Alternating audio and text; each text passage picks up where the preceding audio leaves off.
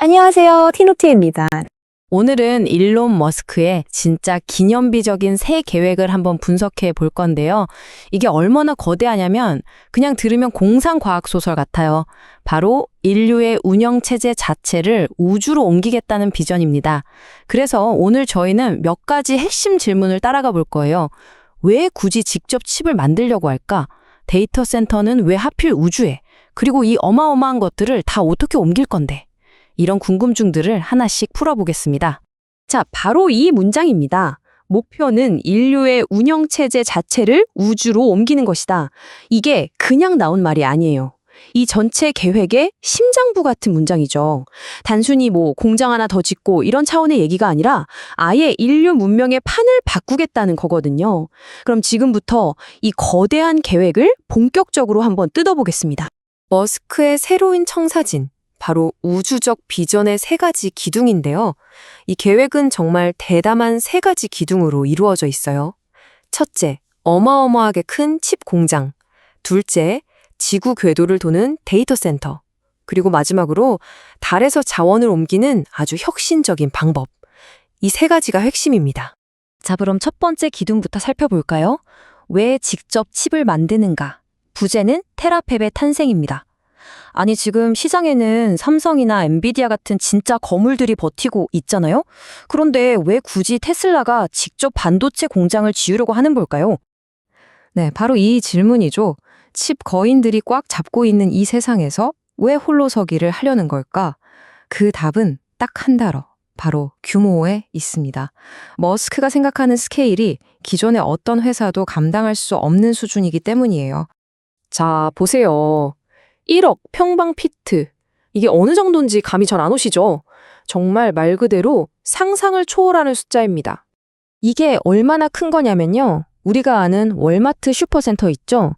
그걸 555개 합쳐놓은 크기래요. 아니면 미식축구 경기장을 무려 1736개나 붙여놓은 넓이입니다. 와, 진짜 어마어마하죠? 근데 이렇게까지 극단적으로 크게 짓는 데는 다 이유가 있습니다. 아주 전략적인 이유들이죠. 자, 이유를 한번 볼까요? 첫째, 속도. 한 건물에서 설계, 생산, 테스트까지 다 해버리니까 혁신이 엄청나게 빨라지겠죠. 둘째, 비용. 기존 공급망은 너무 느리고 비싸다는 거고요. 셋째, 통제. 처음부터 끝까지 모든 걸 직접 컨트롤하겠다는 겁니다. 그런데 이 모든 것보다 더 중요한 가장 결정적인 이유가 바로 이 마지막 수요입니다. 지금 전 세계에서 만드는 AI 칩을 테슬라가 싹 다 사들여도 자기들이 필요한 양의 고작 2%밖에 안 든다는 거예요. 그러니까 어쩌겠어요. 그냥 직접 만드는 수밖에 없는 거죠.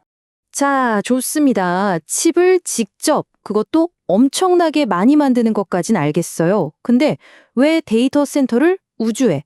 이걸 왜 굳이 우주로 쏘아 올리려는 걸까요? 정말 의외인데 그 답은 바로 돈, 즉 비용 절감에 있습니다. 지구랑 우주를 한번 비교해 볼게요. 지구에 데이터 센터를 지으면 일단 에너지 효율이 날씨나 밤낮에 따라 널뛰기를 하죠.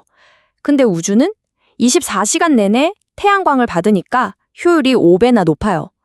그리고 냉각 비용. 이게 지상에서는 운영비의 30%를 넘게 차지하는 골칫덩어리인데 우주는 영하 270도 그냥 자연 냉동고예요. 냉각 비용이 거의 0에 가깝습니다. 배터리도 필요 없고요. 그러니까 장기적으로 보면 이게 훨씬 싸게 먹힌다는 계산이죠. 머스크는 이게 2, 3년만 지나면 땅에서 하는 것보다 더 싸질 거라고 보고 있어요. 네, 이제 다음 문제로 넘어가 보죠. 이 모든 것을 어떻게 옮길까? 부제는 달 화물 열차입니다. 좋아요. 칩도 만들고 데이터 센터도 우주에 짓는다고 칩시다.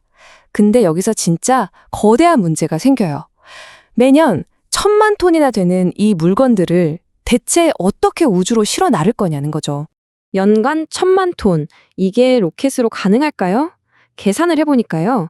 이걸 지금 스페이스X의 스타쉽으로만 옮기려면 매일 하루도 빠짐없이 130번 넘게 쏴야 돼요. 이건 물리적으로 불가능한 얘기죠. 그래서 나온 해결책이 바로 달입니다. 바로 매스 드라이버라는 겁니다.